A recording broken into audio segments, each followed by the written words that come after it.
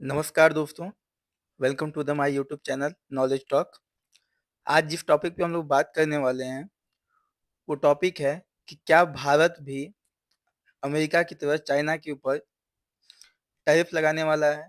क्योंकि दर्जनों आपने ऐसे आर्टिकल देखे होंगे जहाँ पे ये चीज़ें मेंशन हो रही हैं। तो यही हम आज जानने वाले हैं कि किन कारणों की वजह से, किन रीजन्स की वजह से भारत को चाइना के ऊपर टैरिफ लगाने की ज़रूरत आने वाले टाइम पे पड़ सकती है। कहीं न कहीं इसका कुछ तार लिंक होता है अमेरिका के लगाए गए टैरिफ पर, जो अमेरिका ने मैसिव 245% का टैरिफ चाइना के गुड्स और प्रोडक्ट पे लगाया है।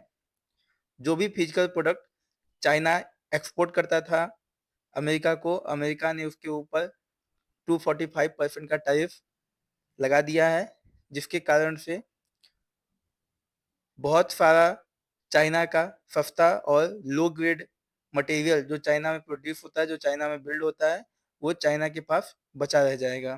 तो आइए आज इन्हीं सब टॉपिक्स पे बात करने वाले हैं। जैसा कि आप देख सकते हैं कि पिछले फाइनेंशियल ईयर जो 2024-25 का फाइनेंशियल ईयर अपना गया है, उसमें भारत का चाइना के साथ $99.2 बिलियन का ट्रेड डेफिसिट था। इसका क्या मतलब है कि चाइना से हम ज़्यादा मटेरियल खरीदते हैं और चाइना को बेचते हैं कम सामान, तो हमें ट्रेड डेफिसिट होता है। बट अगर हम अमेरिका की बात करें, तो अमेरिका के साथ हमारा ट्रेड सरप्लस है। इसका क्या मतलब है, अमेरिका को बेचते ज़्यादा हैं और अमेरिका से खरीदते कम हैं। तो अमेरिका के साथ जो हमारा ट्रेड होता है, उसमें हमें ट्रेड सरप्लस देखने को मिलता है। बट चाइना के साथ हमारा जो ट्रेड होता है, उसमें हमें ट्रेड डेफिसिट देखने को मिलता है। आप यहाँ पे देख सकते हैं कि India trade deficit with China witness to record 99.2 billion. अभी ये जो 99.2 बिलियन डॉलर का ट्रेड डेफिसिट हमारा चाइना के साथ पिछले फाइनेंशियल ईयर में हुआ है, ये अभी आने वाले टाइम में और बढ़ सकता है। और क्यों बढ़ सकता है, इसका जो कारण है, क्योंकि सबसे बड़ी बात है कि जब अमेरिका ने टैरिफ नहीं लगाया हुआ था चाइना के ऊपर, तब हमारा ये ट्रेड डेफिसिट है।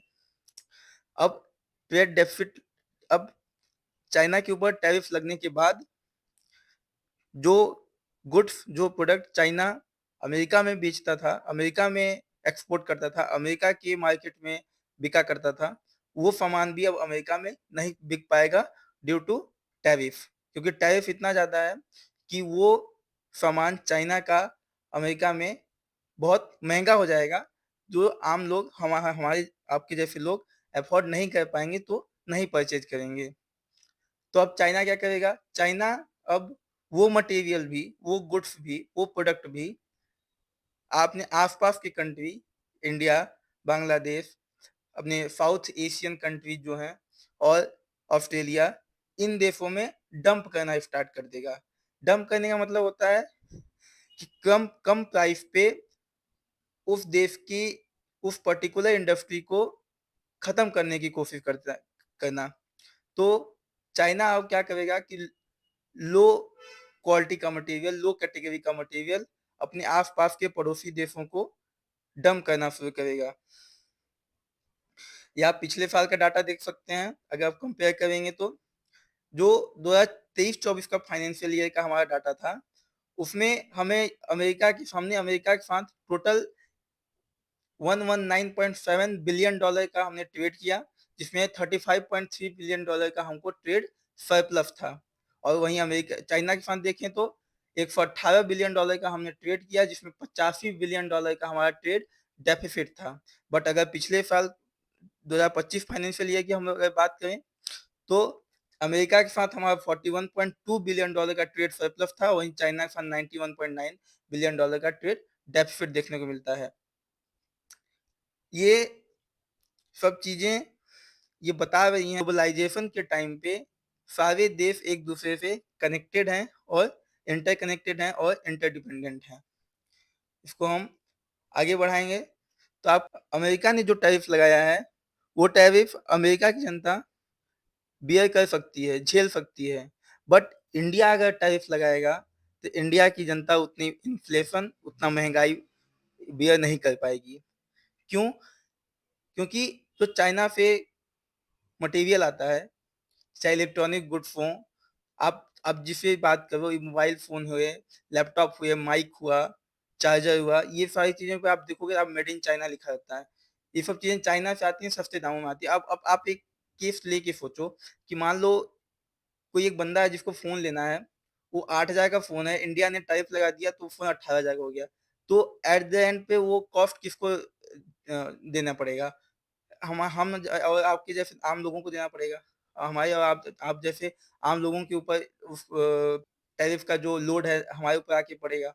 तो चाइना, अमेरिका एक बार को ट्रेड टैरिफ बेयर कर सकता है, वहाँ की जनता कर सकती है, इन्फ्लेशन वहाँ पे मैनेज किया जा सकता है, बट इंडिया नहीं कर पाएगा।